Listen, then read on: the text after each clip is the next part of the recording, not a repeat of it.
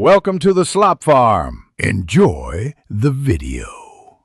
You start by preparing your workspace. Open the project folder that contains index HTML and trust the workspace. This allows extensions to run. Once done, install or enable the Live Preview extension from the Extensions view and restart VS Code if needed. Now open the file you want to preview and save it. Live Preview watches saved files. Make sure your HTML has a proper doctype HTML and relative asset paths, so the preview can resolve CSS and scripts immediately. You launch Live Preview by clicking the Live Preview button in the status bar or running the command Live Preview. Open Preview to the side. Once open, configure the preview.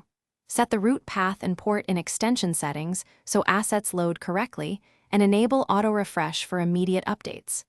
Use the integrated inspector to diagnose CSS and script issues, and toggle the device toolbar to test different viewports. This helps you see why layouts shift under certain conditions and fixes happen faster.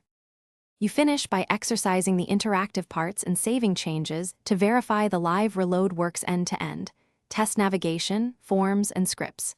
If the preview fails to update, first clear the browser cache inside the preview, then restart Live Preview and VS Code. Check the developer console for resource or CORS errors. Make sure API routes are proxied or defined in launch. JSON for SBA routing. Once fixed, the preview will mirror your app reliably and speed up iterative development. Thanks for watching.